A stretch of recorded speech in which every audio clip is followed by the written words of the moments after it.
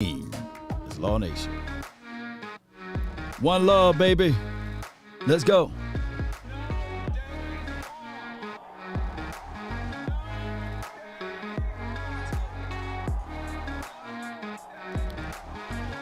Really appreciate everybody for being part of this episode. Be sure to check us out on Spotify as well as iTunes TV, Amazon TV, Facebook, and YouTube.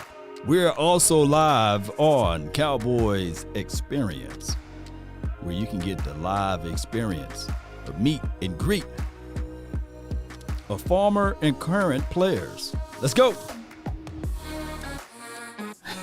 Really, nobody's doing it like that. For real, for real. Win, lose, or draw. We right here with the Dallas Cowboys. And we're going to talk about Quinn and Quinn. We're going to talk about Noah Brown stay.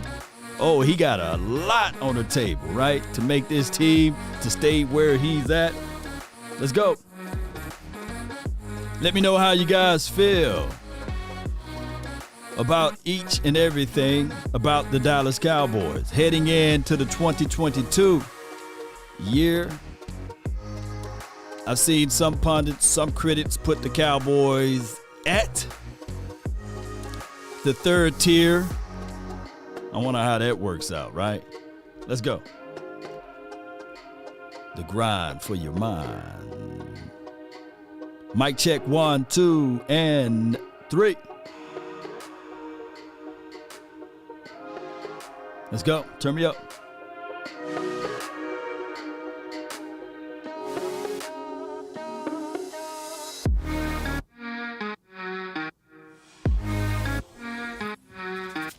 What's up, everybody that's on your lunch break and beyond?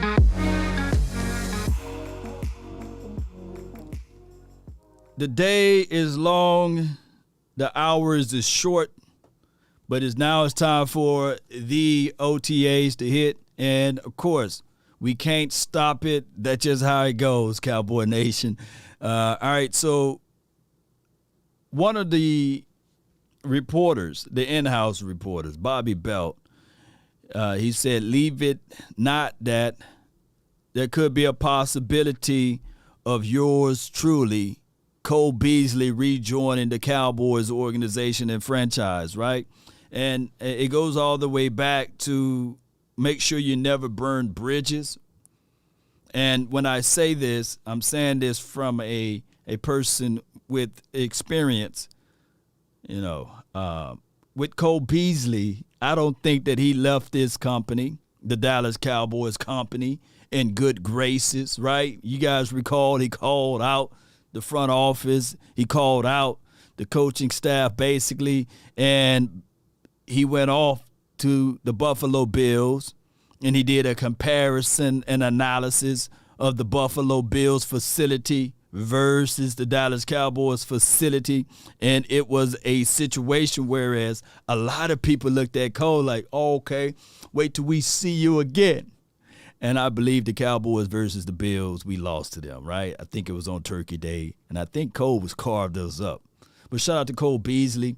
So should emotions get in the way of the Cowboys looking at Cole Beasley as an option, the sweet feet that he got out there, and you know that the guy got some wiggle and he's more quick than he is fast, right?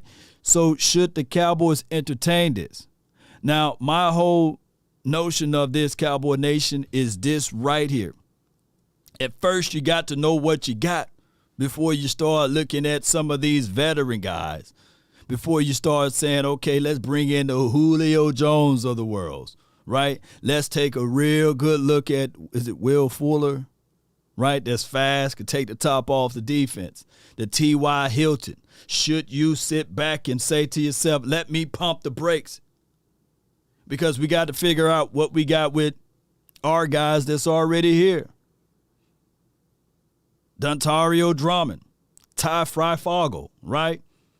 Semi Fehoko. You need to get quality reps out of those guys before you start to do this, as we say this casually. Pull the trigger on someone else. Yeah, I see some people with some harsh words about Cole and Quinn.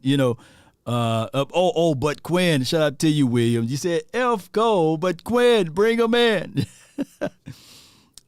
I look at it like this, and shout out to the notification squad. Shout out to everybody that's tuning in. I really appreciate y'all, man. I really do. And I look at it like this, Cowboy Nation. We don't do a lot of moves in free agency anyway. And there will be a shakedown in the next following days or what have you, especially about some of the guys who drafted players, right? And they look at their roster and they're looking at the new staff that they got. And sometimes when you draft a player that's not, and then the guys that's not homegrown, right, or you trying to have a new philosophy, it may be a situation that they will release a good player, right? Because they got hopes and adulations for their for their new guys versus their veteran guys. That could be a situation.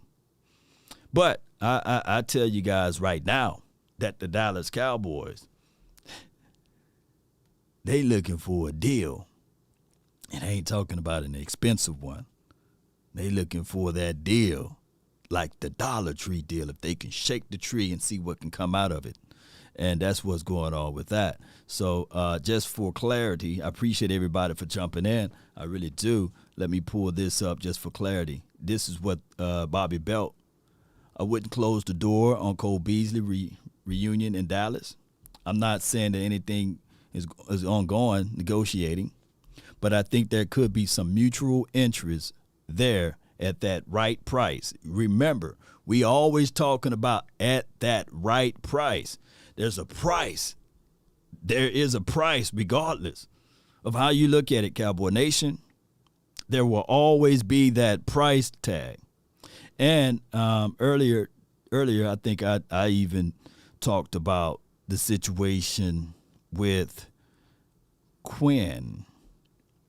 Robert Quinn, when he was here, let's just move on to Robert Quinn. When he was here, he had 11.5 sacks, 34 tackles, 13 tackles for loss, which is nothing to sneeze at, by the way, and 22 QB hits and 2 forced fumbles. I do know that when he went off to Chicagoland, he had to have surgery. He had a down year. And then last year, unbelievable. He had about, I believe, 18 sacks. Let me pull it up. I don't have the numbers right in front of me. Let me pull up what he had last year, Cowboy Nation. And like I said, wait a minute. Here you go, Robert Quinn. Here we go. Robert Quinn. Oh, last year he had 18 sacks, 4 forced fumbles, 27 solos. That's nothing to sneeze at. That's really nothing to sneeze at right there. So I'm looking at it, even with Quinn, the Cowboys will have to look at the price tag. They will. That's just the bottom line with that. Of course, Quinn, when he was here, he coined that snake move, and he can bend around and get off to the edge like no other. I thought that he was pretty good against the run as well. And when it was time to pay the man, he wanted some unbelievable money at the time. But according to reports, Quinn, not Dan, but Robert Quinn, is seeking to get up out of there. He want to leave. Veteran Chicago Bears pass rusher Robert Quinn reportedly wants to be traded. Now, in a trade situation and scenario at 32, that's a long tooth. That's not a short one. That's a flat-out long tooth. And, of course, they just talked about his accolades or what have you. It may be that he goes to the Rams, right? Or it may be that he goes to the Buccaneers or someone. That's normally how this goes, right? Or the Eagles. Maybe the Eagles can pick him up. That's normally how the situation and scenario goes. And you know what I didn't do? Tristan Hill for him? Nah, they going to want something more than Tristan Hill. Let me see what I didn't do this. Let me see without cap. Over the cap. Hold on. Bear with me. Over the cap. Let's go to over the cap. I forgot to do this on the front end. We're going to click here, and we're going to look at cap space for the 2022 season. The Cowboys have $13 million right now, and we're going to have an extra $10 million. FBI, open up! That's going to open up everything. We have an extra $10 million June the 2nd because we got rid of La'el Collins.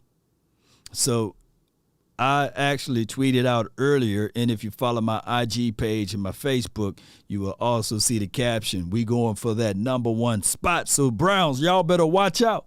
And it's crazy how this salary cap works.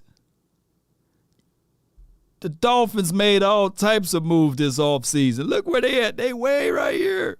They in third with money, with immunizations. Because I thought the Dolphins did a lot of moves, did they? What's up, Cowboy Nation TV? Appreciate you. Bob Harper, appreciate you. Thank you for jumping in.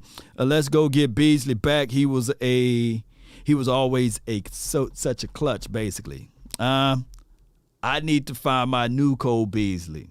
And my new Cole Beasley could, dare I say, be a James Washington, a Jalen Tolbert, because I'm looking at this wide receiving core. There's somebody that's going to be left out. Can you do special teams?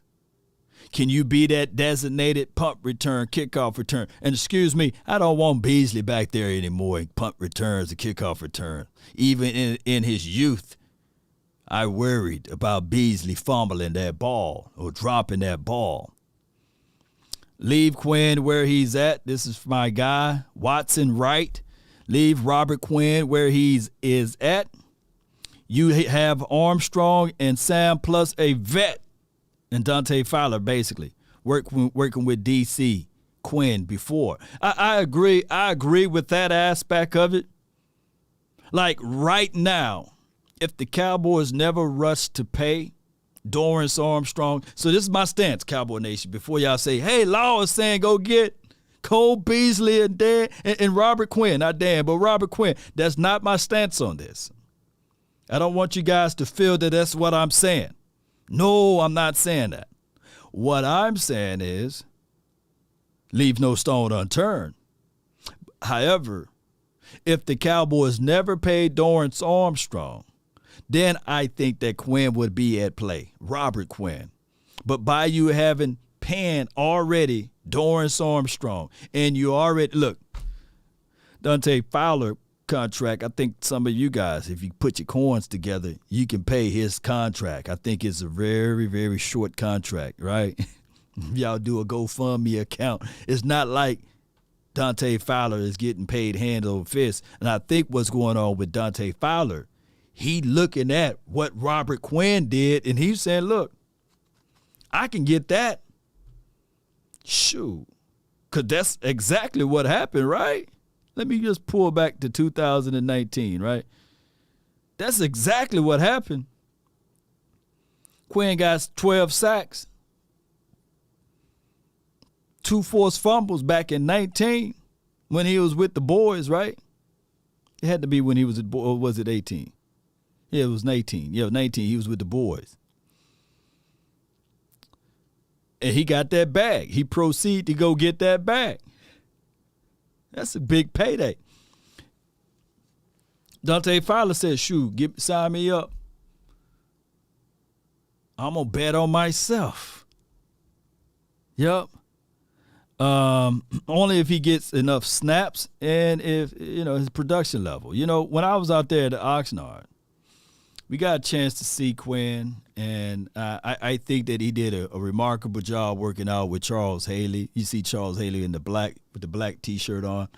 And I always knew that if you put coaches around these guys, right, that they can have that comeback year. But it's all predicated upon the philosophy, that the system that you go to, and how these boys really gravitate to what's being taught to them. So when you start talking about an older player, you got the war of attrition that's against you. You do have the youth guys that this is another part of it, that you taking away valuable reps away from them in that learning situation and scenario. So there's always cons and pros of going out there, grabbing an older guy, right? Because you're going to get the experience, but you're going to lose out. You flat out going to lose out on the valuable reps and times with the youth. Now, that's just the reality of it. Shout out to you, Sadiq. We appreciate you for jumping in. Yeah, so that's just the reality of it, Cowboy Nation. And when we look at everything, these guys, these boys, shout out to you, Brenda. Thank you for subscribing. These boys got to step it up. Remember, 12-5, that's the floor. 12-5 is the floor. Everything else, you got to shoot for it. And I believe that the Dallas Cowboys fan base, the toxic level that we are, and I ain't talking about y'all because y'all are okay, right? You guys are so into the mindset, into the psyche of wanting to be right, that you would prefer for us to fall. You don't want to root for your own team because you still have this mindset that Tony Romo should still be the quarterback. You still have the mindset that, hey, after what I seen last year, Tony Pollard should be the starting running back. And you get clouded with your view of things, and you sully yourself. I tend to fight more Cowboy fans than any other fan base out there. The Eagles come by and they do their droppings, which is okay, right? And on top of that, the Giants, you know, they stay in their places, what have you. And the Washington Commanders, they tend to come by here and there. But it's the own Cowboy fan base that if I post just a smidget of something, let me pull it up right quick. This is the communication line under the video that I posted this morning about Ezekiel Elliott and Tony Pollard. Ezekiel Elliott and Tony Pollard. All I said was use both of them. And you get, Law, you're lying. Forget him. He ain't doing nothing. The defense is young. Yeah, got a few positives. You Vester, you sound like a Jerry Jones reporter. He must don't follow the channel. All of these wannabe coaches, you know, can't be predictable, blah, blah, blah. Use Pollard, like the San Francisco used Deebo Samuel. You know, the craziest thing before, and there's a whole bunch of, just read the negativity, you know, of the commenting in the conversation. Yep, one guy destroyed him so bad. Look, Roger Staubach, who I know he's not Roger nor he's a Staubach. Law, you understand that the word brilliant. And basically, I said that Dak Prescott is brilliant when you keep him anywhere between 22 to 25 attempts on throwing the ball. And he goes into this, Law, you do understand the word brilliant is blah, blah, blah, blah.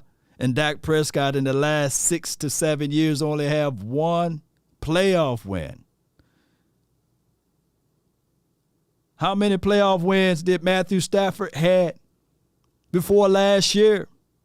It's hard to educate stupid people.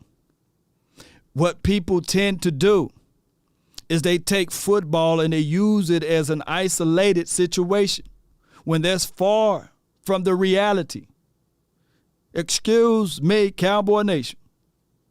Can somebody put down in the chat, in the conversational log, of how many playoff wins, battle games, that Matthew Stafford had before last year? The brother had to go to a whole different team, a whole different environment, things was put in front of him to be successful.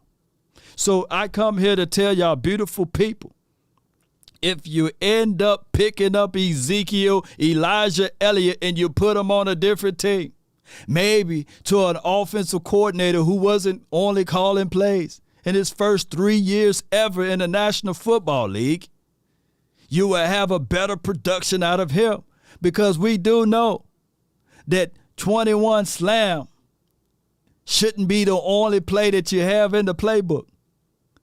You should utilize both running backs. I get it right now. Tony Pollard, if you look up his stats and his accolades, you'll say, hey, Cowboy Nation,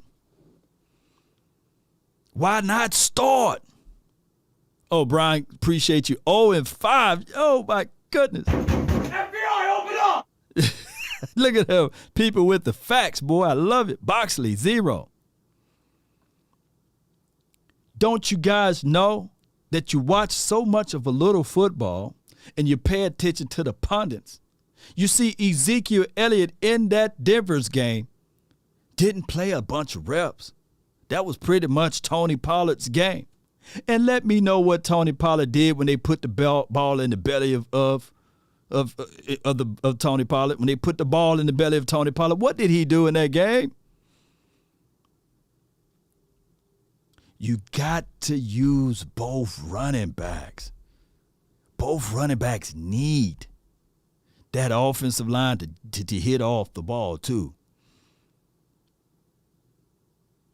So the reality of it, last year, the Cowboys, if they learn to feature both running backs, that will be the best dynamite weapon. There was a play that I showed you guys in that clip when this morning, and it was 20 personnel or 21. That is Ezekiel Elliott and Tony Pollard on the field at the same time. Tony Pollard possesses the skills to catch the ball out of the slot. And I believe on a wheel route, that thing can be kangaroo crazy. Jay versus Real Talk, Dak can beat at least 85 to 90% of the teams, and we play this year. We an average defense. This year, 12-5, 13-4 can be done. Salute. Yeah. And here's the thing. I don't want it to be only given to that it's Dak Prescott that can. I don't want that. I don't.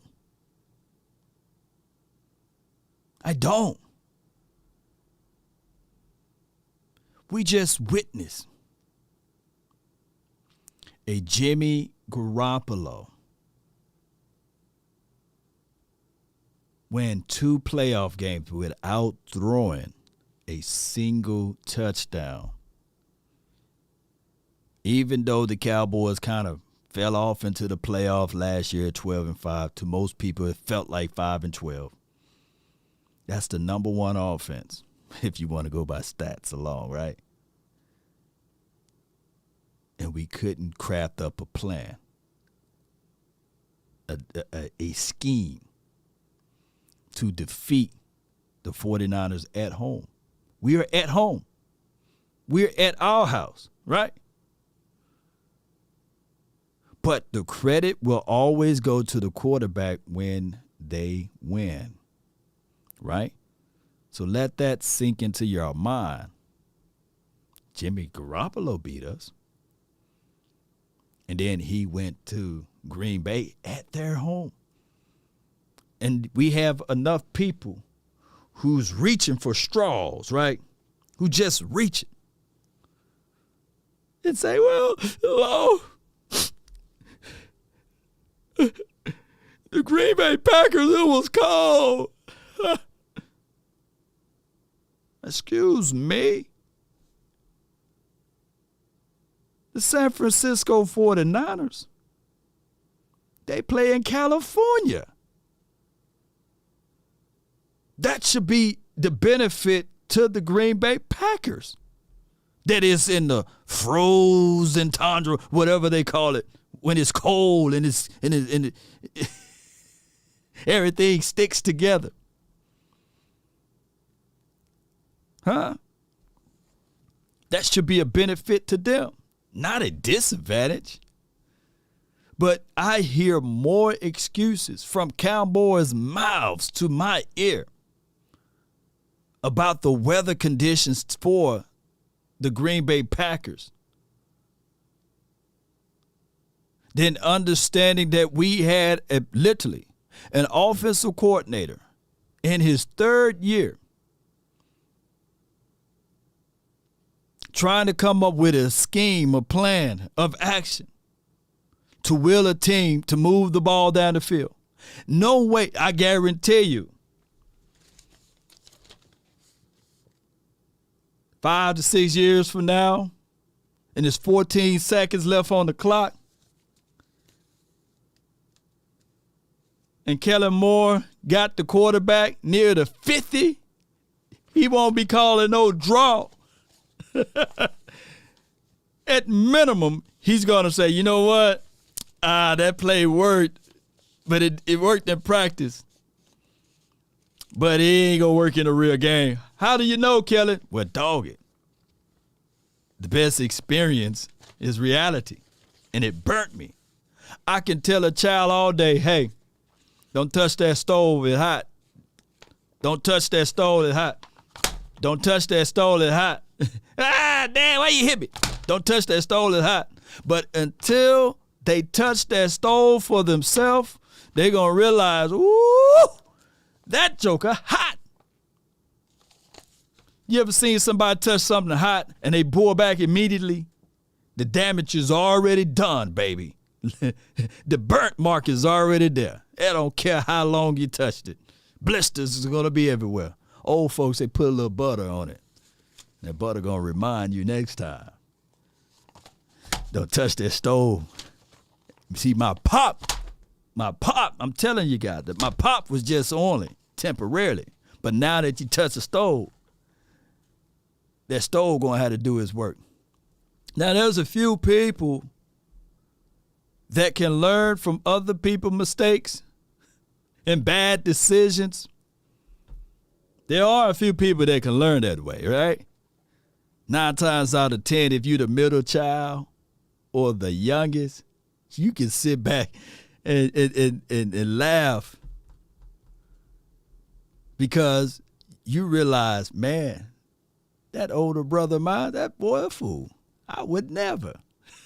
Because you can see, right? So when I get that age, I ain't going to be doing that. Shout out to all of the middle childs out there. If you're a middle child, let me know in the chat, right? If you are a middle child or the youngest, let me know in the chat. But if you're that older child, you had to learn everything on your own, right? Unless you had an older cousin or somebody. Shout out to y'all, man, for tuning in. Y'all want me to keep going? Y'all okay? Somebody give me my like report, please. I ain't too proud to beg now, baby. VIP, yeah. And the phone lines are open before we play some audio. This was what I would do. Normally, in anywhere between 11 and 2, I try to go live, and that's my schedule for this off season or what have you. Stepchild treatment. Jeez. Yep. Please keep going. God, good, son. I got you, man. I ain't finna go nowhere. I just try to do a temperature check, making sure that you guys like what I'm putting out, you know. Who missed 10 games last? John Machota, Athletic, 10 Cowboys who need to step up most for the Dallas Cowboys to take the next step this season. First guy on the list, or I guess number 10 on the list, I should say, is Mr. DeMarcus Lawrence, who missed 10 games last season with a broken foot. He now gets the 3-year, $40 million contract, and he's 30 years old now, I believe. Ooh, that is a long tooth. He old and Quinn, Robert Quinn. Shout out to you, Sadiqwa. Law, I'm snitching on the chat room. There's 300 and only 71 likes. Come on, man. What's wrong with y'all? Shame. Shame. Come on, baby. Shame. Oh, my gosh, man. I feel like I want tacos today for lunch, and it's already 149. Now, I can stretch it out, but let me know what you guys going to eat. Oldest child always got to micromanage everything by the book. Before I hit the play on the audio, here's the truth about the oldest child, too. Sometimes they get spoiled, too. I have 2 older brothers, and they got the good treatment. When they graduated, I was like, hold on, Mom, where my stuff at? He got a car. He done got some pocket cash to go to Alcorn. I said, all right, that's why I ain't going to go to Alcorn. I'm going to JSU. I'm not going to be called after him no more. No, you did everything for him. Oh, my God. He messed it up for all of us. Yeah, he messed it up for all of us. All right, so what I'm going to do is, hey, Mr. Passion, Chap. What's good, man? Paul? What's good, man? What's good with you, man? Talk to me, man. I just thought I'd call into the show to see what's going on today. What's the topic of the subject today, Mr. Law? Well, the topic of the subject today is somebody got to step it up on the wide receiver class, out of this class, because if not, Noah Brown going to be cemented in. But go ahead. I already gave you your prediction for that. Right. Twice already.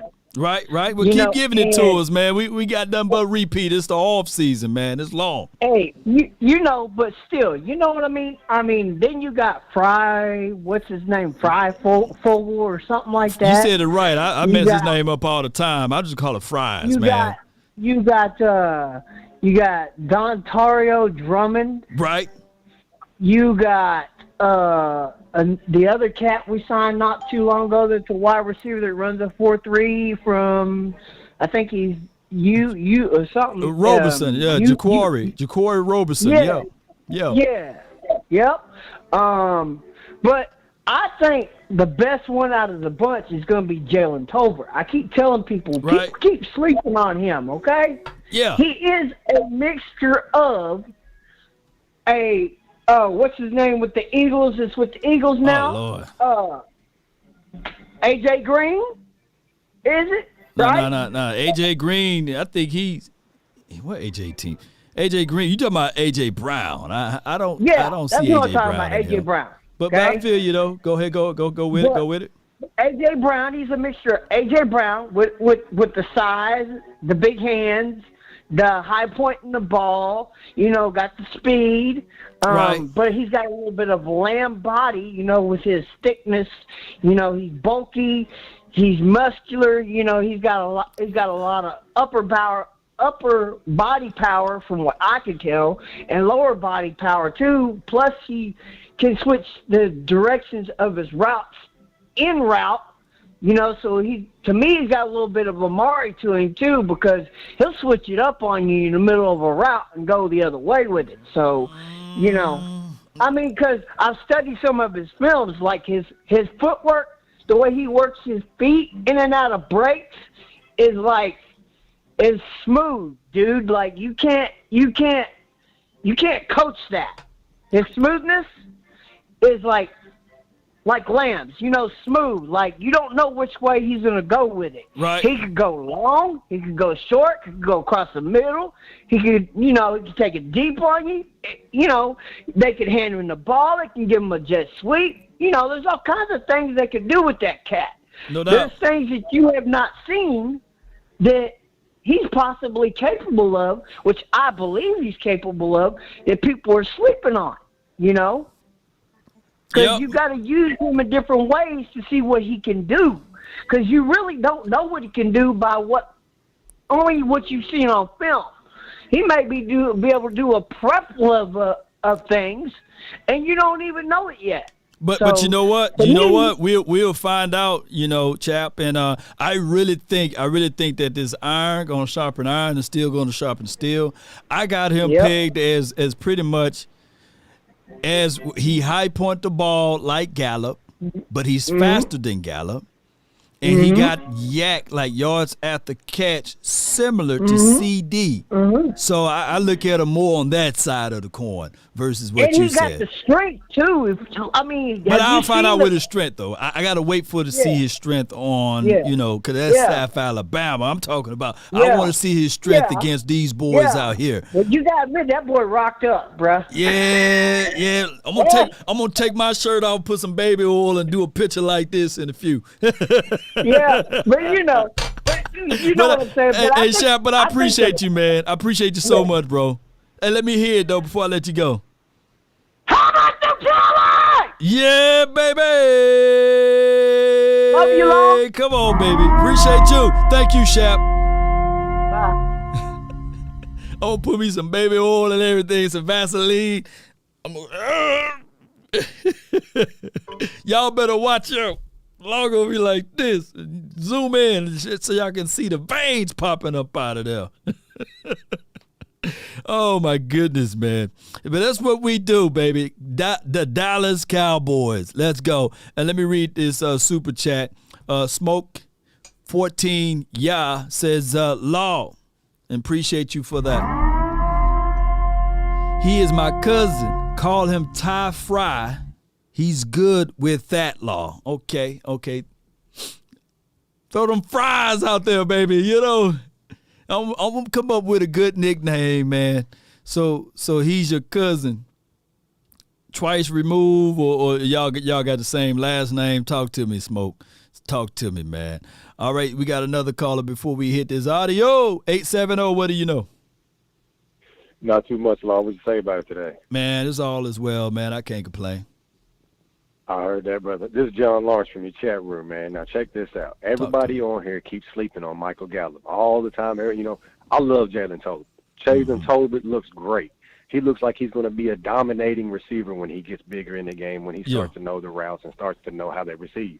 But if you look at his plays and everything, he's not the best route runner right now. The one thing that we heard about him during the coaching and everything, the mini camp, is when he went to go run a route, he ran the wrong way on the route. He's a big, swole dude.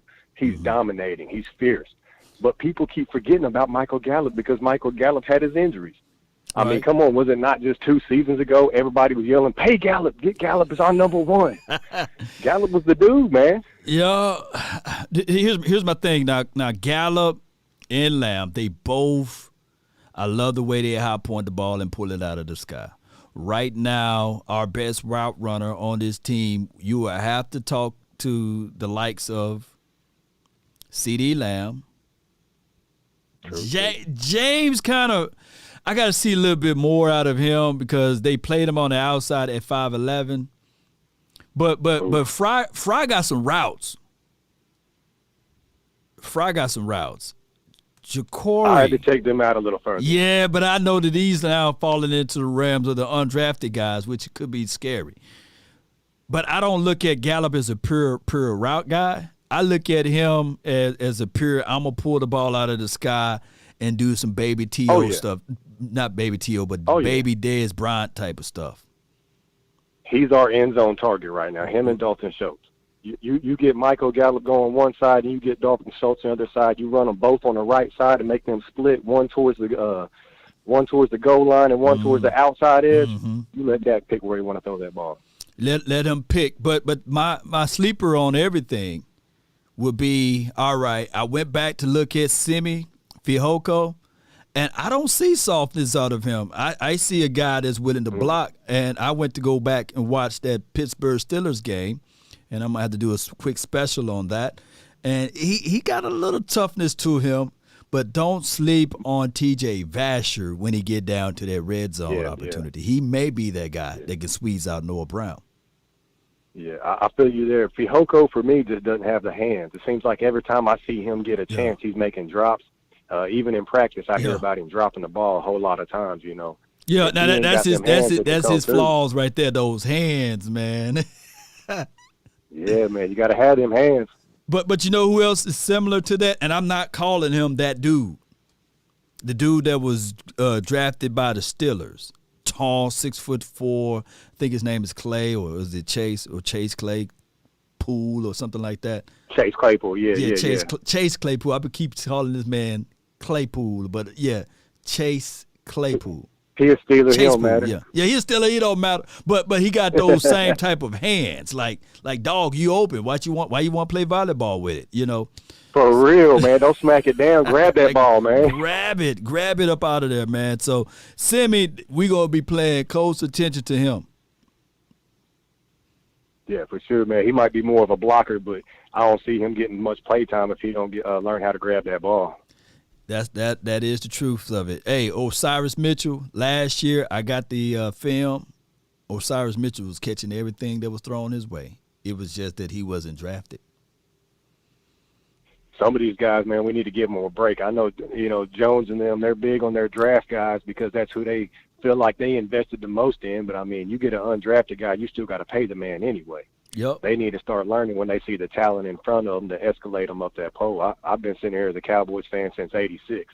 Okay. And, I mean, year after year, you know how it is, brother. You just sitting here and you get your hopes up and you get to wondering. And we've seen the glory days. I lived down in San Antonio, Texas during their glory days. Got to see, Aikman and all the guys who throw down the ball at the original stadium and everything. But now I'm just sitting there year after year like, man, what is going on in the office? Oh, yeah. Hey, what was that facility down that way where they were working out and practicing at? Man, don't even get me lying to you, Law. That was so long ago I can barely remember, man. But it's all good, man. I appreciate you, man. Hey, what's your name, fam, so I can lock you in? John Lawrence, brother. Lawrence, right? I'll be in your chat room all the time. All right, appreciate you, man. I got you locked in. Just like Tank Lawrence, but a lot smaller. No doubt. Appreciate you, bro. I appreciate you, brother. Have a good one. Yes, indeed, man. Go Cowboys. All day. Let's go. That's a good call from him. Man. Look, that was a good quality conversation right there. I do this because I love the conversations of speaking of people because I'm going to tell you guys, my mind is not set in stone. No. And it's not wavery either. But I do like to listen in to different people from their points of views, whether or not they love the Cowboys or even if they disagree. I don't want all of you guys to agree with everything I'm saying. I want you guys to trust but verify, right? I want you guys to listen to what I say and then go back, right? And watch the game and say, okay, well, Law do have a point on that. And Law, you still wrong on this, right? That's how this thing's supposed to work. But if we all agreeing with each other, kissing each other, we won't grow. Valley Ranch, appreciate you. That's what I wanted to hear. Valley Ranch, right? And Thousand Oaks, where's Thousand Oaks? That's somewhere still in Cali, right? Thousand Oaks is still in Cali, right? So you got Valley Ranch, you got Thousand Oaks, and you got Oxnard, right? I think we play our best when we go down there in Valley Ranch? That's where the heat at, right? That's where they heat. Yeah, you ain't getting the comfortable weather. I think just for a good old tradition that the Cowboys should reach out to Valley Ranch and say, hey, we want to move our facility there for 1 week. And it's just going to be like the pledging opportunity for those boys to walk through that fire down there in Valley Ranch. So instead of the comfortable weather, just go out there to Valley Ranch for at least 1 week. You're a billionaire, Jerry. You can make it happen. Let's go. Let's make that happen. So, yeah, he's a guy that you desperately need, especially moving on from Randy Gregory. And to me, as long as he's healthy, he's always a guy that I appreciate, and the defense is head and shoulders better when he's on the field. Can I ask you guys a question? And I like what they did. I like what John did with that. Him or Tyron Smith, of the guys that we get on Tyron Smith a lot about being injured all the time. Is DeMarcus Lawrence a similar version of Tyron Smith that plays defense? You know, he had a 3 or 4 year window there in the middle where he was healthier. He was healthier, right? Yeah. I hope not, because he is one of the players that I think if he does stay healthy has a legit chance to have a big season. Yeah. But see, I just wonder, because we always get on Tyron Smith about. Did we listen to this one already? I thought I didn't. Did we listen to this one already? Let me know. Yeah. Him not miss, you can always count on it for 12 games.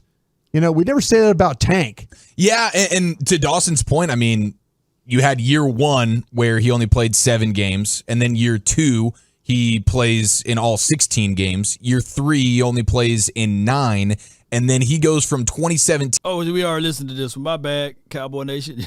Love you. Said, yeah, we are listening to this one, Dad. All right, man. All right, let me see if I can find that other audio. it was somewhere in the roll of my mind here. Y'all bear with me. How many times you want me to hit that? Ray, what's good with you, man? Hit it as much as you can. We did. I think this is from Kofi Brown. Appreciate you, man. I don't want to repeat the audio all over again. But basically, they broke down who need to step up and who need to be in that position to win it, and they made the analysis of Tyron Smith being exactly like D-Law being exactly like Tyron Smith, which both of those boys must step up, and they must be into the mindset of saying, okay, if I don't step it up, then it's just a waste of money. And I can tell you guys, shout out to you, Ray, again. And here is the audio. Here's the audio from that episode. Be sure to check those boys out at Odyssey or 105.3 The Fan. Check those boys out there. All right, so this particular OTA, what we're looking for, in my opinion, would be the sure competition of, dare I say, the wide receivers to squeeze out Noah Brown. Because I just look at it like this. If Noah Brown is still your 4th best option, then what are we doing here, right? If you mean to tell me that heading into this year that CeeDee Lamb can't claim his spot as ultimately being the number 1 guy, and then number 2 guy should be James Washington, and number 3 guy should be Jalen Tolbert. Number 4 guy should be Simi. That should be the situation. But if Noah Brown beating out most of these guys and he's your second option, boy, and I'm not dogging Noah Brown. Shout out to him. Had lots of hopes for him, especially that unbelievable catch that he caught while he was in college, right? You guys remember that catch? He pulled that ball out of the sky and did some crazy things. Shout out to John, man. John Lawrence, man. He was on earlier. Appreciate him. DJSU 601, booming down. Yeah, here, baby. You ain't lying. Yeah. And just to, I see more people are in the building now. Just to retract to what I talked about with Quinn. Here's the thing with Quinn. He's 32 years of age. He had 11.5 sacks with us when he played with the Silver and Blue. Had a down year with Chicago. And then last year, he had an unbelievable year with 18 sacks or something like that with Chicago. And now he's requesting to be traded. And I said that it got to be a situation and scenario that the deal got to be cheap. But this is the craziest thing of it all when we start talking about that, Cowboy Nation. It takes 2 to tango.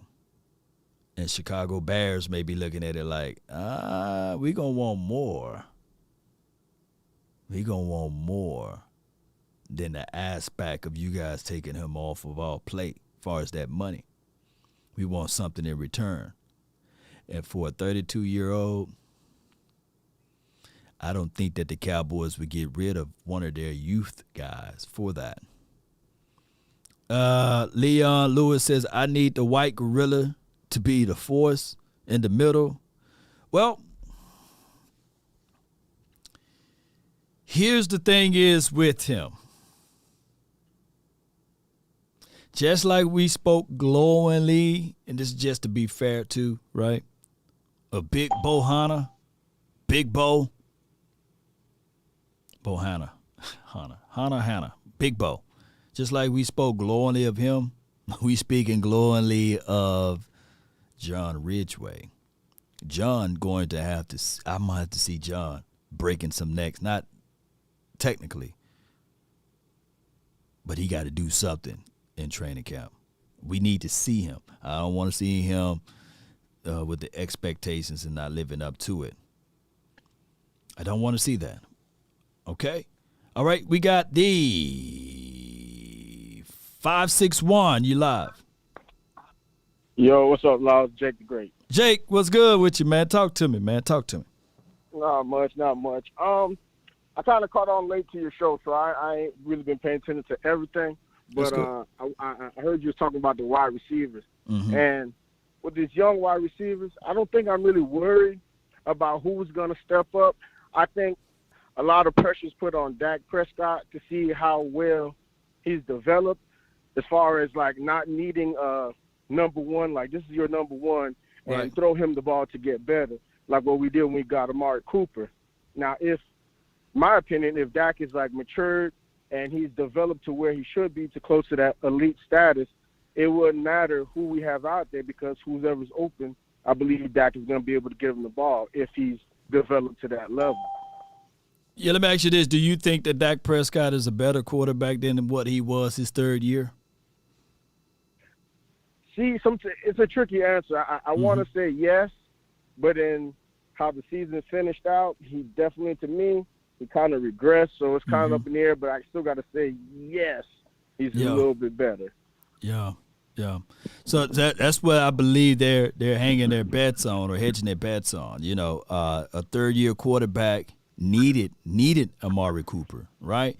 He couldn't roll out of the bed and say, all right, I'm going to throw this thing around to Dante Thompson, Cole Beasley at the time, and, of course, who else we had, Allen Hearns or what have you, and make it pop.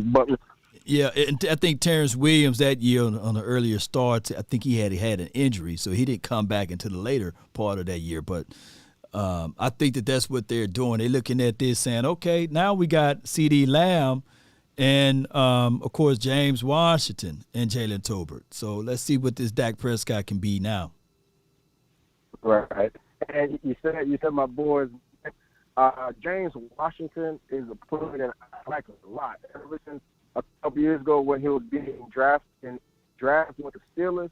Right. I don't know what happened in Pittsburgh. It seemed like a lot of favoritism because I think AB was there when he was first drafted.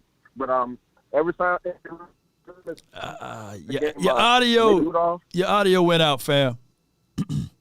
Oh, can you hear me now? Yeah, I can hear you better now. Go ahead.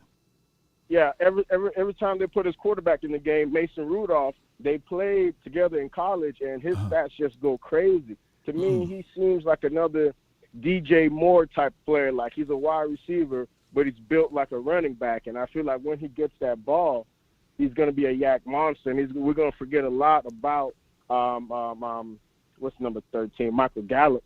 So don't sleep on James Washington, man.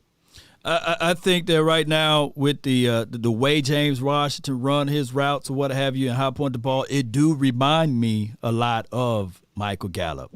And I'm not saying that the Cowboys will forget about Michael Gallup, but I would tell you with using James Washington track background and tennis background, he's more quick than he is fast, and he's shiftier. And like you said, he's built like a running back, 5'11", 215. It's going to be okay. It's going to be okay.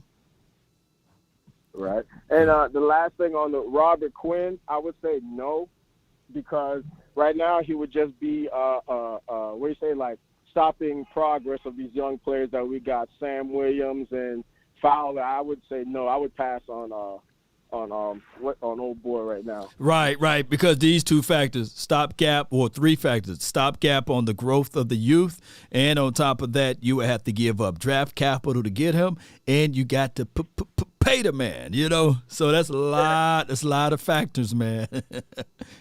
Yeah, too many factors, but that's all I got. Great show, Law. I'm going to fall back and let somebody else call it. Appreciate you, man. That's a good one right there, man. You guys know, man, when they call in with that good stuff, man, I love listening to it. And next we have here from the 615. You're live. What's up, brother? Nothing to it. I called in last week. I was just calling in, listening to, everybody's perspective on, kind of what they think needs to change, what they think going forward is the best, thing for the offense. Right.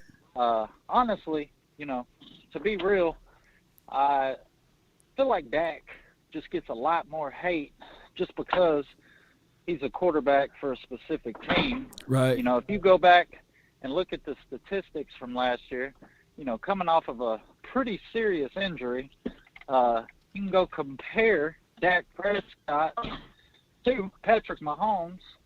Now, the PFF's going to give Mahomes 20 games to Dak's 17. And, Dak's got, a higher QBR. He's got, he leads him in almost every category, Yep. And he's got 3 less games.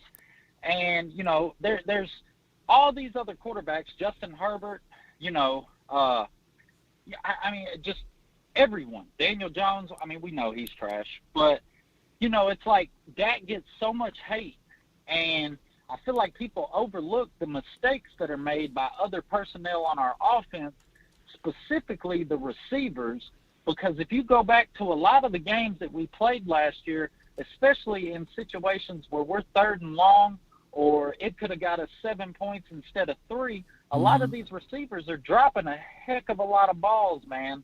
And that's been my biggest concern the last two years is, even with Cooper, man, Cooper will make some great plays, but then he'd come out of nowhere, be wide open and drop a ball, or a slant across the middle of the field, gain 10, 15 yards, and he just drops the ball. The same thing with Lamb and Schultz. It's like a lot of these guys can be very, very good, but they make these simple, rookie-like mistakes when they get paid, millions of dollars to catch the ball. And, rather than the receivers taking the blame, Dak Prescott takes that blame. And I feel like we're just a little too hard on the dude when I feel like he goes out there and busts his tail, man. That man puts his self on the line for this team week in and week out, and I don't think there's any proof otherwise.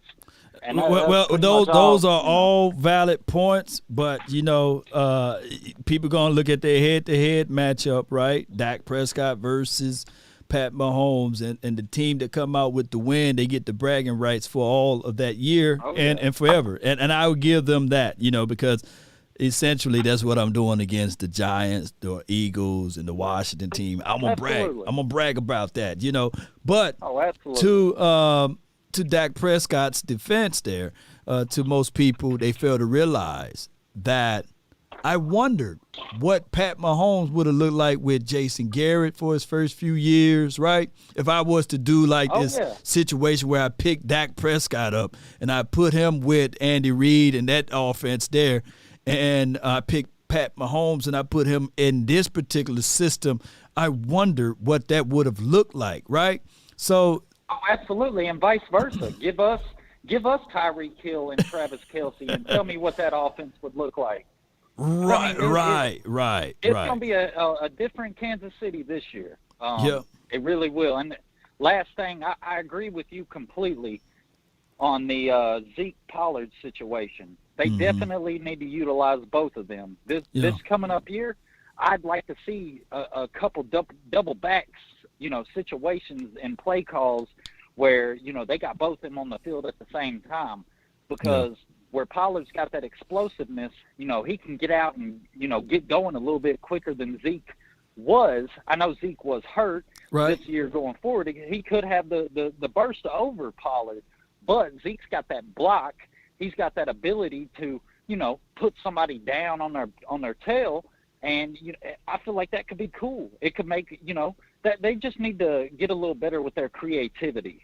There was just a lot of it towards the beginning of the year. Then towards the end, it was just like, Kellen, what are you doing, man? What are you doing, man? Yep, you spitting some fire, man. What's your name, fam? Colby. All right, appreciate you so much, Yes, man. sir. This was a beautiful conversation, man. Appreciate you. Absolutely, brother. I appreciate the show, or I love the show. I appreciate the show. It keeps me, in good spirits, just waiting for the season to start. No doubt, man. One love, man. Appreciate him, man. Kobe! Let me know if it's with a K or a C. But here's the thing, and I get it. I'm going to tell you guys right now before y'all say, hey, Law is literally saying that Dak is better than Pat Mahomes. No, I'm not saying that. Look, the thrower of the ball, as I got listed, as just naturally throwing the ball, Aaron Rodgers, Pat Mahomes, those boys got just like cannons. Those boys got cannons, boy. They could just sit back and sling that thing all over the field. Just can sling it. And my thing is, yes, if you put said player in the right systems, they can absolutely win it.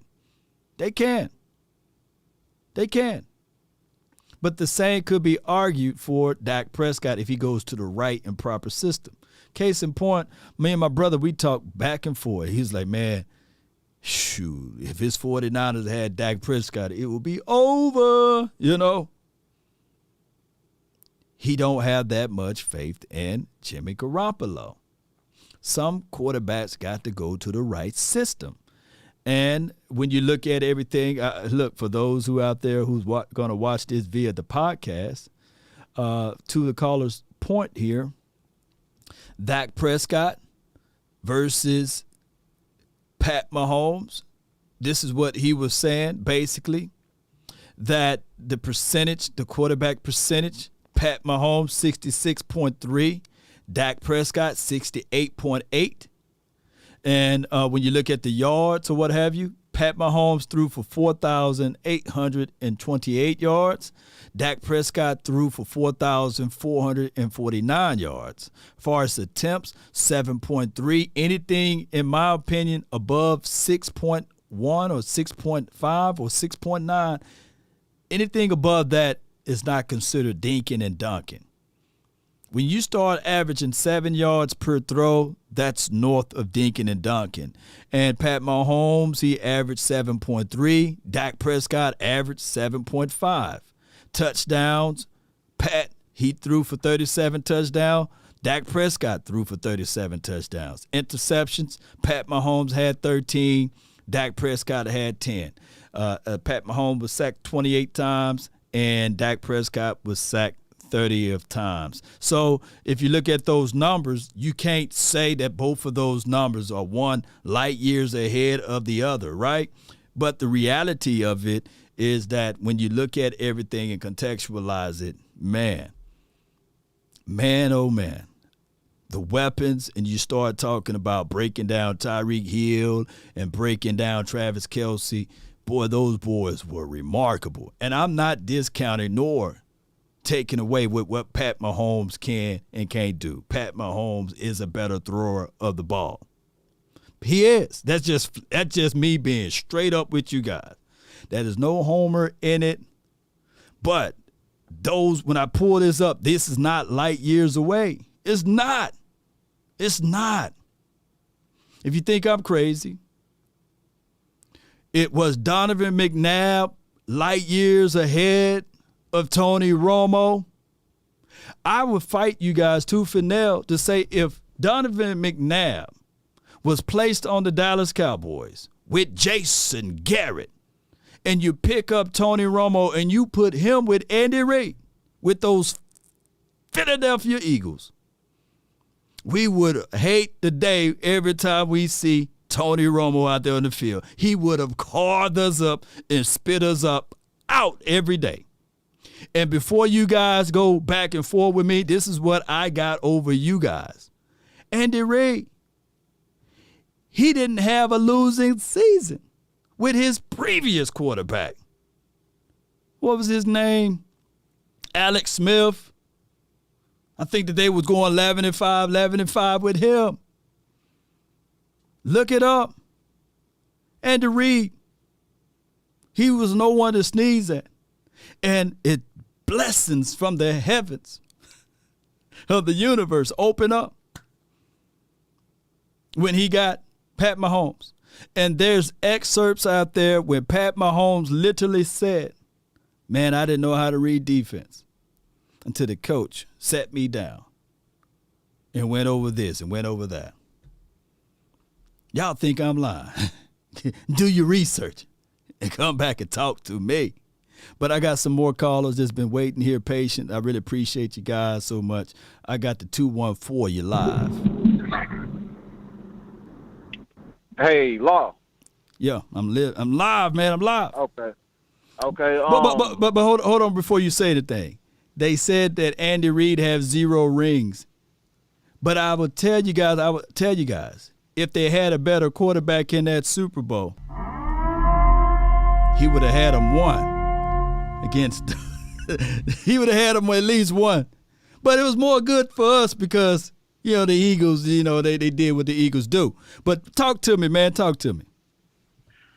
So I'm going to piggyback off what you just said because I agree. I don't think a lot of people understand that college, the reason why the yardage, like, for example, in the Big 12, is because the defensive linemen and the offensive linemen skill play are so different. So you have so much time to throw the ball and get those big numbers in college. Yeah. You're not going to get those big numbers in the NFL unless you have either receivers that can get fast immediately and you don't need that type of blocking, or you have a great offensive line that allows you to sit back and, wait for players to pass through the zone. Yeah. So I think a lot of people, they like to criticize Dak, but they don't understand when a few years ago when we had DeMarco Murray and Geoff Swain, a tight end who could actually block. Yeah. We could be a lot more creative with that. I like the tight ends we have now. Ferguson, Hendershot. Well, we just got Ferguson, but right. I like Schultz and the other guy who got Jarwin. Oh, Jarwin. Okay. Oh, Jarwin. Okay. I like them, but in the NFL, when you're not blocking and you can't seal that edge, it kind of makes it hard for us to run what we used to run when Dak was a rookie, which was PA boots. We did a lot of PA boots, and we would dump the ball out to Lucky Whitehead, and we would dump the ball over the middle.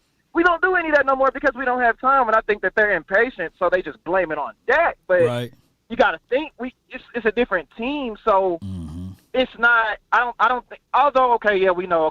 Dax. If you just line him up at the 1 yard line and just throw a deep ball and compare him to Patrick Mahomes, Patrick Mahomes will throw it further, but that doesn't win you games. That doesn't win you games in the NFL. It don't.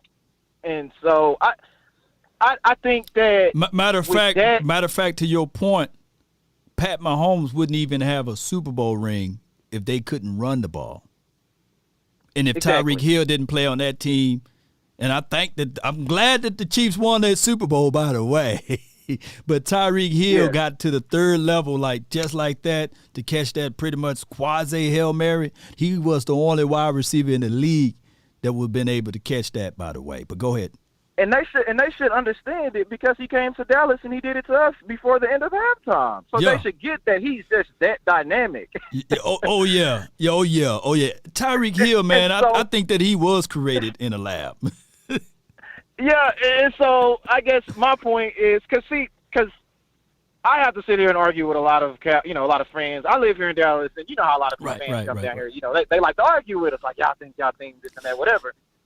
But if you actually sit down and watch most of the quarterbacks in the NFL are about the same. You got a few that stick out. Most of them are almost similar. But my thing with Dak is I feel like he's a better quarterback when you allow him to set up the play, make a play, and go through with that play. We got too comfortable with first read, second read, end of that. No, don't worry about the reads. Create a play. Let's do a fake end around to let's say when we had, like for example last year when we had Cooper. Right. You can do a fake end around to CeeDee Lamb or one of those guys and just throw it out there. Why do we have to sit here and always do the whole, like we got away from that when he was a rookie. When he was a rookie, Law. Right.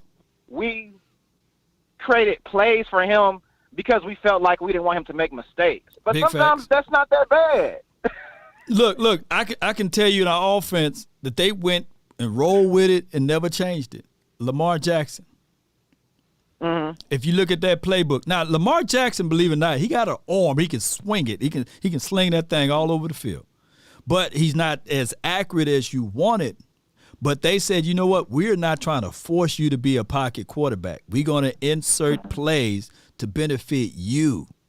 If Lamar Jackson went to the Cowboys, let's say instead of us drafting LVE, we drafted Lamar Jackson, right? And benched Dak Prescott and traded him off or what have you.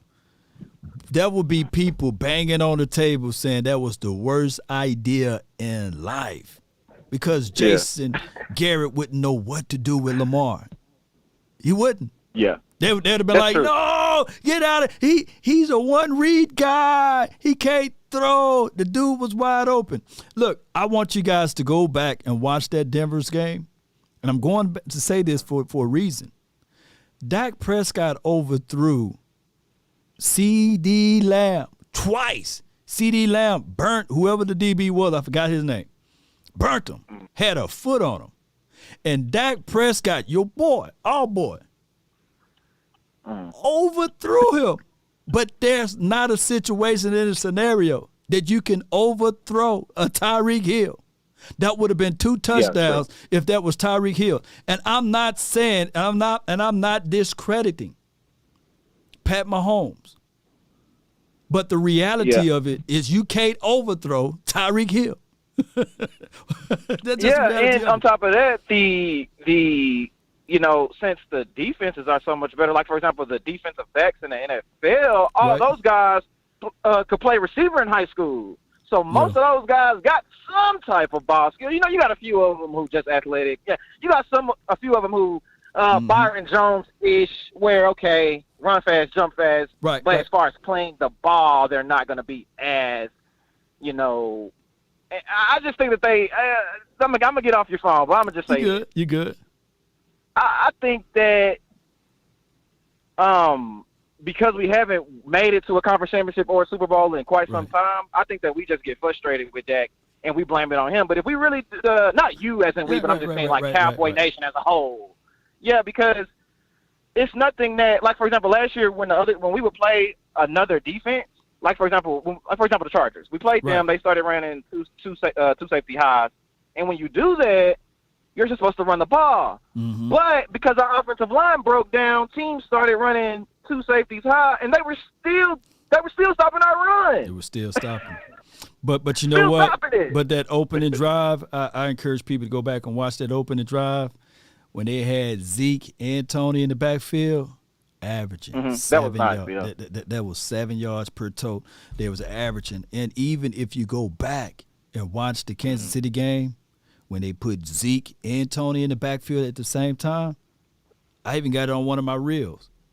That's when he bust open a 30-yarder because it throws off the flow of the opposing team. They don't know which one to check because you play the game.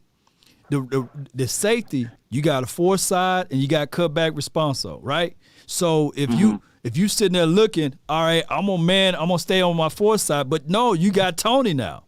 You're gonna try to cheat because you don't want him to cut back. That's just the reality of it. So what was our reason for going away from that? Oh, man. I for the life of me, I wish I could just be a fly on the wall and say, hey, keep doing it until they stop it. Don't do it one time and change it up, Kelly Moore. Keep doing. Don't worry about running out of plays. I seen Sean McVay do the same variation of play 30 times until they stop it. Yeah, Sean Payton was like that too. He'd run 15-yard outs the whole game to Robert Meacham and Marquise Colston until you stop it. But I mean, I guess we'll see what they do this year. No doubt, man. I appreciate you, Fab. Thank you for calling in. All right, have a good one. That's a good call from him, man. Good call from him. But you guys get what I'm saying, you know, and boy, we've been having some good callers back to back, and that's the reality of it. Now, I've seen a lot. I'm trying to read your comments too. I'm not saying that Dak Prescott is faultless, right? Without a spot or a blemish. The dude got his warts. The dude, you rattle him early, it seems as if though he get to his mind. Anytime, look, I know we're going to have a bad game when Dak Prescott throw an interception early. I knew that we was going to have a good game when Tony Romo threw an interception early, right? Two different types of mindsets. Tony throw that interception early. All right, we're going to have a good game today. Dak Prescott throw that interception early. Oh, Lord. It's going to be in his mind, oh, I can't get another one. I don't want to have multiple interceptions. I wish that Bill Parcells can come back to the Dallas just to talk to Dak Prescott and say, hey, get that interception out the way. In practice, I need to see these interceptions. But I think what's playing into the mind of Dak is that he literally listened to you guys. I think that's the situation. I could be 1,000,000% wrong. Oh, my gosh, man. I got the VIP. What's good? You live? Hey, baby. What's good, man? You better have to redo it, man. You was on mute. Law, am I here? It's VIP, baby. Am I on? You live now, man. Earlier you wasn't, but what's good? Yeah, Law. I got some points to make. Let me put everybody in this VIP. Come to VIP with me. I need everybody. Come on. I'm gonna let my big boy bouncers let everybody in the VIP section because I got some brain food for these people, man. Okay, y'all stressing me out. First, before I get to my quarterback, before I get to the quarterback, the first person in the building, the last person out, before I get to 4, let me address this Romo. Oh, no. I love me some Tony. But Tony was an interception in crunch time waiting to happen. Why are we acting like Tony walked on water, bro? Yeah. Like, I love Tony. But every time we got to crunch time, Tony broke my heart. Tony was like having a pretty girl, and every time you take her to the mall, she get caught for stealing. I mean, she's pretty. We like her, but she's a klepto. Oh, Tony is always caught stealing. Oh, he's always caught with his hand in the cookie jar. I love Tony. We do, man. That's my dog, man, Tony. Tony Romo. Yeah, I love Tony. Yeah. I love that man, but look, stop acting like he walked on water. How many rings did Tony get us, Law? How many who? How many rings did Tony Romo bring home? Let me wins in total, not rings. Okay, let me see. Tony. Oh, no, I said rings. No, none. I said rings. How many shit? None. Oh, okay. So I digress. Let me get to my quarterback. Mm-hmm. I love Tony. That's no shade. That's no hate. I'm not saying Tony wasn't legendary, but all I'm saying was Tony didn't get us over that hump. Tony's manifestation of his career was that fumble. That's what I remember Tony from. I know you're a fan, Tony, so you know what fumble I'm referring to. Oh, yeah. And that's what Bill had. I know exactly what you're talking about. You know, yeah. We was that close. I was screaming, Tony, you can make it, run. No, man, Tony. Was it Babineau, whoever they got there? Yeah. I blame the ball, man. Roger Goodell put that slick ball out there. It was the first hate of Roger Goodell. Yeah, now he's blaming the ball. Oh, yeah, man. Nah, man. I blame Tony Hands, man. Tony, look, all right, we ain't gonna go there. No, I mean, let's talk about the current quarterback, man. Come on, talk to me, VIP. Here we go. One drink minimum, man. We gotta have. Look, you gotta buy a bottle to get into the VIP section now, man. Come on, talk to me. That's right. So yeah. Okay, I'm about to pop the bottle on my number 4. Number 4 was playing awesome until Denver Broncos busted out a blueprint on our OC. Not on our number 4. He busted a blueprint on our OC. Yo. He called our OC out. He did. Our OC never, from that point forward, and you know NFL is a copycat league. Right. When they saw what Denver did to us, and they said, oh, we can play 6 backs. Now we playing everybody in Dak's windows. Listen, people, they were putting these cornerbacks in Dak's windows that he's used to. That's why he's holding the ball more. Without that O-line to give us that protection and no threat of the run, let me repeat, no threat of the run, there's our offensive digression. Even though we had the number 1 offensive stats,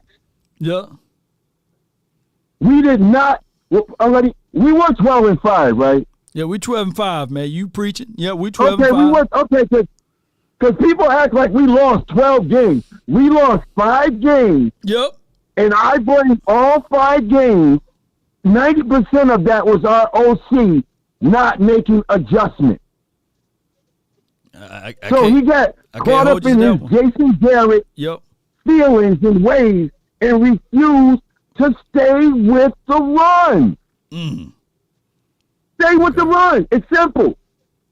Dak plays better when we play with the run. Do you know what's that winning percentage against the NFC? I need you to pull that up for them, Law. Okay. Pull up Dak's winning percentage. Because these people think Dak is... Yes, sir. Hold on, sir. Yes, sir. Hold on. Sir, yes, sir. Hold on. Dak Prescott versus the NFC East. I think it's like 26 or something like that, and something, 25-6. 25-6. That's what you wanted, right? And can I help you out with anything else? So where's all the shade coming from? Now look, I would dare you to pull up your boy Wentz or any other of those quarterbacks, Jalen Hurts, anybody else. What's their record in the NFC? I'm not even going to do the Giants. No. We already know where he's at. But just pull up them. Do we have any of their records in comparison? Because, you got to give these people, they only see, they blinded by the field, so you got to show them the numbers. What do they say? Women lie, men lie, numbers don't. No doubt. But hey, one more point before I let you go, man. You spitting some fire. Yeah. I love it, man. But one more point, VIP. I got one more point for you. There's my analogy. Our OC, I used to have a friend. Right. His name was Casper. Okay. My friend now, I'm brown, he's white. If Casper took me to his cookout one day, we was eating some chicken off the grill. Okay. I was like, man, Casper, y'all need to put some spice on this chicken. So I took him to my cookout. Right. When Casper left my cookout, his head sweating. He's like, man, this tastes good. He's foaming at the lips almost. He's like, man, what y'all putting in that chicken? It's just a little spice.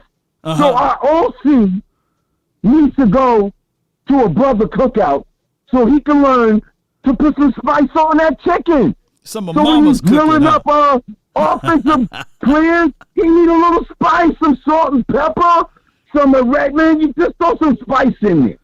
No That's doubt, all man. we need. Just put some little spices in there. Appreciate you, VIP. Appreciate you. Let me hear before I let you go, man. You already know. How about them Cowboys? Let's go, boys. It's VIP, baby. Yes, indeed. That's my guy right there, VIP. They going to start calling you, instead of Uncle Charles, they going to call you Nephew Charles around this month. He keep giving those analysis.